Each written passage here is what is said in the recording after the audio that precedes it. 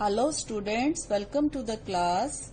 जी हम लोग कर रहे थे बेटा system of particles and rotational motion which is unit number 5 and NCERT chapter number 7 of +1 physics. हमारे लास्ट टॉपिक में बेटा हमने डिस्कस किया सिस्टम ऑफ पार्टिकल्स में centre of mass of two particle system के बारे में। तो बेटा आज हम डिस्कस करेंगे centre of mass of n particle systems. Same उसी तरह से बेटा हमने कंसीडर कर लिया कि हमारे पास एक ऐसा सिस्टम है जिसमें n नंबर ऑफ पार्टिकल्स हैं जिनका मास m1, m2, m3 so on mn है, और पोजीशन जो इनकी है, पोजीशन वेक्टर है जो इनका ओरिजिन से जिसको हम देख रहे हैं r1, r2, r3 so on rn। तो बेटा जैसे हमने सिंपल टू पार्टिकल सिस्टम में centre of mass find out किया था, सेम इसी तरह से इसका जो सेंटर ऑफ मास होगा, वहां पे हमारे पास दो पार्टिकल्स थे तो हमने किया था m1 r1 plus m2 r2। तो यहाँ पे हमारे पास n नंबर ऑफ पार्टिकल्स हैं, तो यहाँ पे इक्वेशन आ जाएगी simply m1 r1 plus m2 r2 plus m3 r3 plus so on जितने भी नंबर ऑफ पार्टिकल्स हैं बेटा mn rn। ठीक है, इसको हम डिवाइड करेंगे बेटा m1 plus m2 plus m3 so on mn। ठीक है जी बेटा, here we have m1 plus m2 plus m3 plus so on mn is equal to capital M, which is, अगर हम मान ले ये हमारा सिस्टम है, ये सारे सिस्टम का जो मास है ये इन सारे पार्टिकल्स को मिला के बना हुआ है। ठीक है, तो हमारे पास कैपिटल M क्या है, इन सारे पार्टिकल्स के मास का सम है। ठीक है, तो हम इसको बेटा ऐसे भी लिख सकते हैं RCM centre of mass is equal to summation MI RI। ठीक है, वेयर I 1 से शुरू होके n तक वैल्यू हो सकती है इसकी, डिवाइडेड बाय कैपिटल M। ठीक है, तो ये है बेटा हमारे पास simple method to find centre of mass of n particle system. फिलहाल हम लोग जो कर रहे हैं बेटा वो centre of mass of two particle system है according to our syllabus. Okay बेटा, अब हम equation of motion for the centre of mass लिखेंगे। जो हमने टॉपिक जो सिस्टम ऑफ टू पार्टिकल किया था उसमें भी डिस्कस किया था, तो वो इक्वेशन क्या है बेटा, equation of motion for the centre of mass. Equation of motion for RCM यानी कि सेंटर ऑफ मास। सेम बेटा ये हमारे पास मान लीजिए कोई सिस्टम है, हमने कहा था कि हमारे सिस्टम में जो पार्टिकल्स, जितने भी पार्टिकल्स हैं, हमने टू पार्टिकल सिस्टम में क्या देखा था कि जो एक्सटर्नल फोर्स लग रही है वही क्या करती है, कंट्रीब्यूट करती है इसकी मोशन में। जो इंटरनल फोर्स होती है वो क्या कर जाती है, कैंसल आउट कर जाती है। ठीक है, तो बेटा इसमें भी हम इसी तरह से कंसिडर कर लेते हैं कि हमारे पास जितने भी पार्टिकल्स हैं उन सब पे एक्सटर्नल फोर्स जो लग रही है वो मान लीजिए हमारे पास यहाँ पे बेटा F1 लग रही है, यहाँ पे F2 सो ऑन यहाँ पे Fn लग रही है। ठीक है, सारे पार्टिकल्स पे ये एक्सटर्नल फोर्स लग रही है। तो जो टोटल फोर्स बेटा क्या हो जाएगी, फिर जो टोटल फोर्स होगी F टोटल, वो इन सारी फोर्सेस का सम हो जाएगी, एक्सटर्नल फोर्सेस का, F1 plus F2 plus so on Fn। ठीक है, तो बेटा हमने डिस्कस किया था कि जब सेंटर ऑफ मास की बात करते हैं तो हम इक्वेशन लेते हैं बेटा F is equal to ma। अगर फोर्स जो होती है हमारे पास मास इनटू एक्सेलरेशन के बराबर होती है, ये हमारा न्यूटन्स लॉ जो हमने किया हुआ है, तो इसमें जो हम लेंगे वो कैसे लेंगे, हमारे पास सेंटर ऑफ मास में जो एक्सेलरेशन है उसको हम लेंगे एक्सेलरेशन जो ACM, जिसको हम बोलते हैं acceleration of the centre of mass of the system, acceleration of the centre of mass of the system. ठीक है, और हमने क्या कहा, हमने कैपिटल M है वो क्या लिया, M1 plus M2 plus so on Mn, यानी कि सारे पार्टिकल्स का सम ले लिया। ठीक है, इसी तरह से अब हमारे पास टोटल फोर्स कितनी है, F टोटल। तो इक्वेशन क्या बन गई बेटा हमारे पास फिर, M into A centre of mass is equal to F total. ठीक है बेटा, तो ये है हमारी equation of motion for centre of mass. इसमें से अगर हम हमारी acceleration of centre of mass की वैल्यू फाइंड आउट करना चाहें तो वो कैसे आ जाएगी, acceleration of centre of mass is equal to, हमें पता है हमने d² r centre of mass divided by dt², ये भी हमने अपने पहले वाले टॉपिक में डिस्कस किया था। एक्सेलरेशन क्या होती है बेटा, d² r बाय dt², यानी कि अगर हम पोजीशन को, डिस्प्लेसमेंट को दो बार डेरिवेटिव लेते हैं उसका, तो क्या बन जाता है, एक्सेलरेशन बन जाती है। तो बेटा this is equation of motion for centre of mass of n particle system. Here we see that internal forces between various particles cancel out in pairs in accordance with Newton's third law of motion। क्योंकि अगर ये इस पे force exert कर रहा है M1 तो M2 इस पे भी कर रहा है, दोनों की फोर्स क्या हो रही है, कैंसल हो रही है। ठीक है, तो इंटरनल फोर्सेस जो होती हैं सारी एक दूसरे को क्या कर रही हैं, कैंसल कर रही है। जी बेटा, अब हम पढ़ेंगे velocity of centre of mass of a system of particles when no external force acts on the system.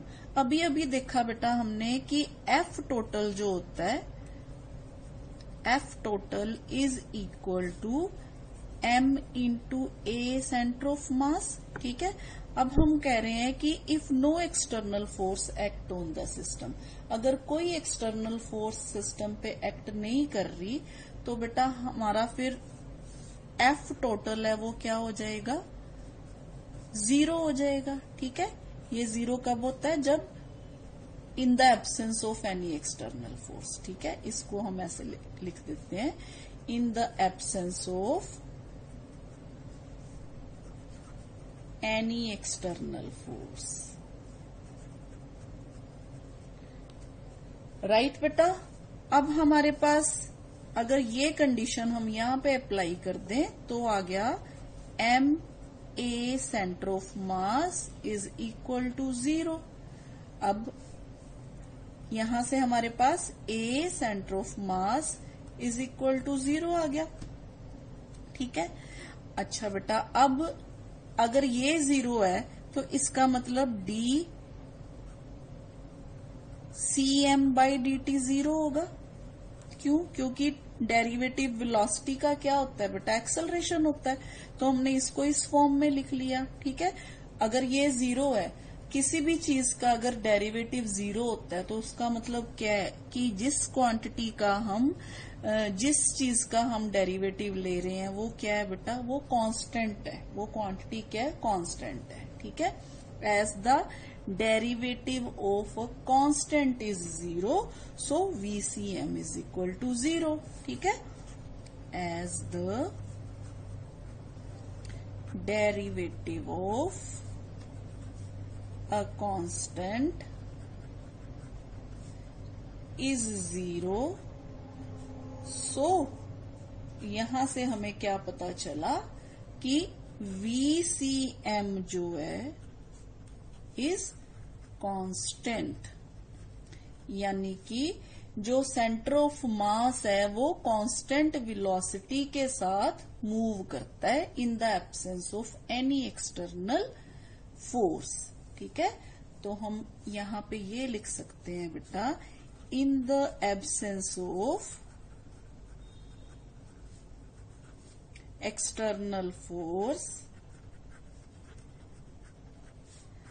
the center of mass of system moves with a uniform velocity. Uniform velocity। ठीक है, तो बेटा ये क्या है, ये हमारे पास Newton's first law है। ठीक है, which is Newton's first law. हम कहते हैं ना, अगर कोई फोर्स नहीं लग रही किसी सिस्टम पे तो वो पार्टिकल अगर एट रेस्ट पे है तो एट रेस्ट रहेगा, अगर मोशन में है तो वो यूनिफॉर्म मोशन में रहेगा। ठीक है जी बेटा, सिमिलरली हम डिस्कस करेंगे linear momentum of a system of particles in the absence of external force. यानी कि एक्सटर्नल फोर्स जब नहीं लग रही तो लीनियर मोमेंटम कैसा होता है हमारा। तो बेटा देखिए, एक्सटर्नल फोर्स एफ टोटल है जो, वो हमारे पास 0 है। अभी हमने डिस्कस किया, if no external force acts on the system then F total is equal to 0। अगर एफ टोटल 0 है बेटा तो हमारे पास F1 plus F2 plus F3 plus so on Fn, ये सारे क्या होंगे, 0 होंगे। ठीक है, सेम यही वाली डायग्राम से बेटा हमारे पास ये सारी फोर्सेस किसके बराबर हो जाएंगी, 0 के बराबर, क्योंकि हमारे पास एफ टोटल 0 है। तो बेटा इन सब का सम भी क्या हो जाएगा, 0 हो जाएगा। अब ये फोर्स क्या कह रही है हमें, F is equal to ma। ठीक है, तो F1 means M1 A1 plus M2 A2 plus M3 A3 plus so on Mn An 0। Okay बेटा। अच्छा बेटा, अब मैंने ये जो एक्सेलरेशन है मैं इसको dv बाई dt लिख सकती हूँ अगेन बेटा फिर। ठीक है, तो मैं यहाँ पे m1 dv1 by dt plus m2 dv2 by dt plus so on mn dvn by dt is equal to 0। Again बेटा d बाई dt है जो, वो हम इसको बाहर ले लेते हैं। ठीक है, तो हमारे पास आ गया बेटा m1 v1 plus m2 v2 plus so on mn vn is equal to 0। ठीक है, देखिए बेटा फिर वही बात आ रही ना, डेरिवेटिव जो है किसी क्वांटिटी का 0 आ रहा है तो इसका मतलब ये हुआ बेटा कि ये वाली क्वांटिटी जो है वो क्या है बेटा, कांस्टेंट है। ठीक है, एज डेरिवेटिव इज 0 सो हमारे पास m1 v1 plus m2 v2 plus so on mn vn is constant. Now what is this beta? m1 v1 mass into velocity is momentum. ठीक है, मास इंटू वेलोसिटी क्या होता है, मोमेंटम होता है। तो हमारे पास m1 v1 का क्या मतलब है बेटा, it is p1 okay plus p2 plus so on pn which is p which is constant।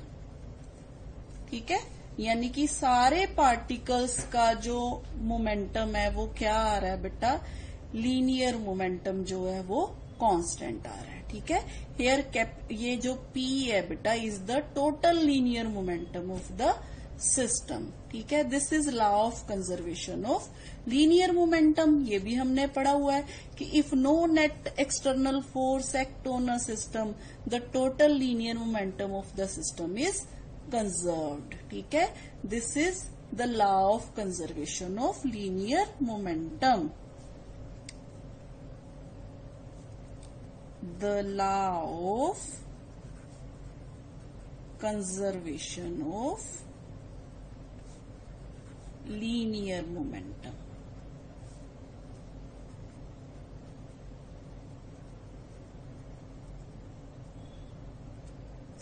जी बेटा, similarly we can show that P is equal to, यानी कि total linear momentum is equal to total mass into velocity of center of mass of the system। जी बेटा, ये अगर हमने prove करना है तो बहुत सिंपल है। इसको हम कैसे प्रूव करेंगे? जैसे कि हमें पता है कि सेंटर ऑफ मास है जो वो n पार्टिकल सिस्टम का m2 r2 plus so on mn rn by capital M के बराबर होता है। ठीक है, here capital M is again equal to small m1 plus m2 plus mn so on. अगर मैं इसका डेरिवेटिव ले लूं बेटा इस तरफ, तो मेरे पास क्या आ जाएगा? dr cm by dt is equal to d by dt इस तरफ भी। ठीक है, अच्छा बेटा, अब यहां पे m1 r1 plus m2 r2 plus so on mn rn। जी बेटा, अब इस इक्वेशन से हमारे पास ये तो आ गया बेटा वेलोसिटी सेंटर ऑफ मास, और ये किसके बराबर आ गया बेटा हमारे पास? ये नीचे m ऐसे का ऐसे। यहां से 1/m कॉमन ले लिया हमने।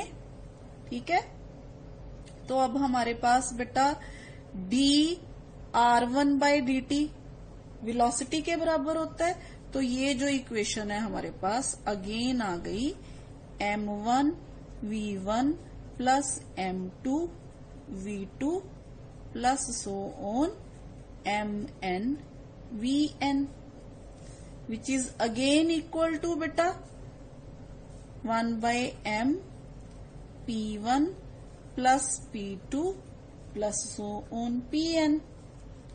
okay beta, now which is again equal to 1/m into p total linear momentum. तो फिर यहां से बेटा टोटल लीनियर मोमेंटम किसके बराबर आ गया? Total linear momentum is equal to mass into velocity of centre of mass. जी बेटा, डिस्कस करते हैं कुछ examples of motion of centre of mass. जैसे बेटा हमें पता है कि जो अर्थ है वो सन के आसपास एलिप्टिकल मूव करती है, एलिप्टिकल ऑर्बिट में क्या करती है? मूव करती है। इसी तरह जो मून है बेटा वो अर्थ के आसपास सर्कुलर ऑर्बिट में मूव करता है। ठीक है, अब देखिए अर्थ एंड मून ये दोनों एक सिस्टम बनाते हैं, 2 पार्टिकल सिस्टम, और इन दोनों का सेंटर ऑफ मास है जो यहां कहीं पे लाई करता है। ठीक है, अब ये दोनों क्या करते हैं? सन के आसपास ऐसे ऐसे घूमते हैं। ठीक है, तो जब ये घूम रहे होते हैं ना बेटा, तो ये जो सिस्टम है ना, क्योंकि ये एक दूसरे से बंधा हुआ है due to gravitational attraction between them, तो ये जो सिस्टम है जब यहां घूमता है ये इकट्ठे ही घूमता है। मान लीजिए दो जनों को हाथ पकड़ के घूमना पड़ रहा है, वो अलग नहीं हो रहे एक दूसरे से। ठीक है, तो इन दोनों का बेटा जो सेंटर ऑफ मास है ना, अगर हम देखें ये जहां मर्जी हो, पर सेंटर ऑफ मास जो होता है ना हमेशा इस एलिप्टिकल पाथ पे होता है, हमेशा सेंटर ऑफ मास जो होता है इस एलिप्टिकल पाथ में मूव करता है। ये है बेटा एग्जाम्पल, जिसको हम अर्थ मून सिस्टम की एग्जाम्पल बोल देते हैं। ठीक है, तो इसी तरह से बेटा जैसे हम क्रैकर्स चलाते हैं ना, ठीक है, जब क्रैकर्स एक्सप्लोड करते हैं, हमें पता है कि मान लीजिए हमने यहाँ इससे कोई क्रैकर चलाया, अगर हम किसी ऑब्जेक्ट को वैसे ही फेंक देते हैं बेटा, फायर क्रैकर्स की अगर हम एग्जांपल लें, ये तो हो गया बेटा अर्थ मून सिस्टम।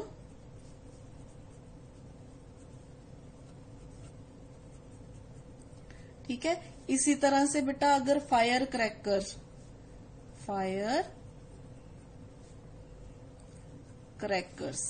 अगर बेटा मैं यहां से कोई ऑब्जेक्ट फेंकूं, तो आपको पता है कि वो हमेशा पैराबोलिक पाथ में ऐसे आके गिरेगा।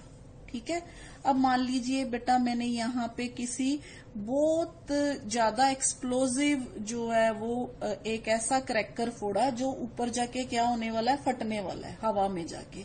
तो ये पहले ऐसे जाएगा, सेंटर ऑफ मास इसका सेंटर ऑफ मास ऐसे मूव करेगा पैराबोलिक पाथ में।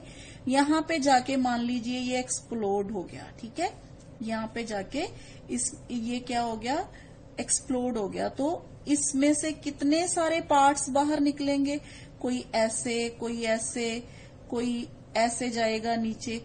पर बेटा इसके एक्सप्लोजन के बाद भी जो इसका सेंटर ऑफ मास है ना, वो हमेशा पैराबोलिक पाथ में मूव करेगा। यानी कि ये अगर सेंटर ऑफ मास इसी पाथ में रहेगा, चाहे जितने मर्जी उसके पीसीज हो जाएं। ठीक है, तो जैसे इनिशियल मोशन थी ना उसकी, तो उसकी कॉन्टिन्यूशन में रहेगा ये पैराबोला में।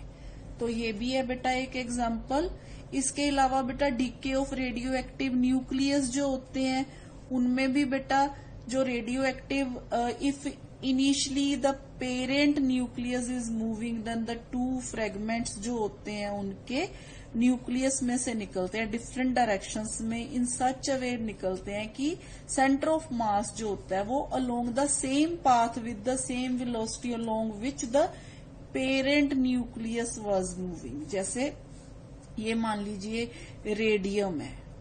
ठीक है, रेडियम में से मान लीजिए एक हीलियम अलग हो गया, एक आरएन है जो ये दोनों अलग हो गए, पर ये ऐसे मूव कर रहा था, इसका सेंटर ऑफ मास ऐसे मूव कर रहा था, तो इसके अलग होने के बाद भी सेंटर ऑफ मास है जो ऐसे ही मूव करेगा। ठीक है, तो ये भी एक एग्जाम्पल है बेटा। तो ऐसी बहुत सारी एग्जाम्पल्स हैं जिसमें सेंटर ऑफ मास की मोशन जो होती है वो अगर कोई चीज ब्रेक भी कर जाए तो सेंटर ऑफ मास की जो मोशन होती है वो चेंज नहीं होती। जी बेटा बात करते हैं अब हम centre of mass of some regular bodies. देखिए बेटा किसी भी बॉडी का अगर हमने centre of mass find out करना है ना, यहाँ पे हम रेगुलर बॉडीज के बारे में बताएंगे, लेकिन मान लीजिए हमारे पास कोई इर्रेगुलर बॉडी भी है, तो ये मेथड होता है बेटा उसका centre of mass find out करने का। यहाँ से हम किसी भी कोई शेप की बॉडी हो, हम यहाँ से क्या करते हैं, एक पिन के साथ थ्रेड जो बांध के इसको ऐसे क्या करते हैं, वर्टिकली डाउनवर्ड डायरेक्शन में छोड़ देते हैं। ठीक है, ड्यू टू ग्रेविटी इसने नीचे गिरना है, और जो इसकी थ्रेड की लाइन है ना, यहाँ पे हम क्या करते हैं, बॉडी पे लाइन ड्रॉ कर लेते हैं। जब ये अच्छी तरह से यहाँ पे फिक्स हो जाए, यानी कि पेंडुलम जैसे हिलना छोड़ दे। इसी तरह से बेटा दूसरी साइड से भी ऐसे करते हैं। ठीक है, तो जहां पे ये सारी लाइंस टच होती है ना, वो जो होता है इंटरसेक्शन पॉइंट जो होता है, जहां पे इंटरसेक्ट करती हैं, वो क्या होता है, इसका सेंटर ऑफ मास होता है। तो अब हम बेटा थोड़ा देखिए, हमारे पास यूनिफॉर्म थिन रोड जो होती है उसका सेंटर ऑफ मास जो है हमने देखा हुआ है स्केल के केस में मिड में लाई करता है, यानी कि जहां पे उसकी लेंथ का हाफ होता है। इसी तरह से uniform hollow sphere centre of sphere, uniform solid sphere ये भी centre of sphere, circular ring भी जो है centre, circular disc centre, triangular plane lamina, points of intersection of medians, medians जहां पे कट करते हैं, ये देखिए बेटा ये ट्रायंगल है, ये इसके मीडियंस हैं, ठीक है। ये मीडियंस जो जहां पे कट करेंगे वहां पे क्या हमारे पास सेंटर ऑफ मास है। इसी तरह से बेटा सिलेंड्रिकल बॉडी है जो उसका सेंटर ऑफ मास जो एक्सिस इसके अंदर से जाता है उसके सेंटर पे, ठीक है। स्क्वायर है, स्क्वायर के डायगोनल्स जहां पे इंटरसेक्ट करते हैं वहां पे। इसी तरह से रेक्टेंगुलर बॉडी है, उसके भी डायगोनल्स जहां पे इंटरसेक्ट करते हैं वहां पे। तो ये बेटा ये तो है सेंटर ऑफ मास बॉडीज का कहाँ कहाँ लाई करता है।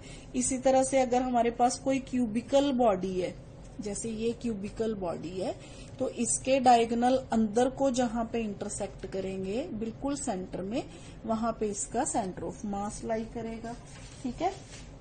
तो सिलेंड्रिकल बॉडी का एक्सिस पे लाई करेगा। मान लीजिए ये मेरे पास कोई सिलेंड्रिकल बॉडी है, तो जो इसमें रिफिल होता है, रिफिल के सेंटर पे इसका सेंटर ऑफ मास है जो वो लाई करेगा, ठीक है। अब हम बेटा यूनिफॉर्म थिन रॉड के केस में इसकी डेरिवेशन भी करेंगे सेंटर ऑफ मास की। ये देखिए, मान लीजिए मेरे पास एक थिन रॉड है जिसकी लेंथ L है, ठीक है। ये इसके कोऑर्डिनेट्स हैं y एक्सिस और x एक्सिस की तरफ, यहाँ पे 0 0 और यहाँ पे L 0, क्योंकि x एक्सिस की तरफ इसकी लेंथ L है और y एक्सिस की तरफ क्या है 0 है।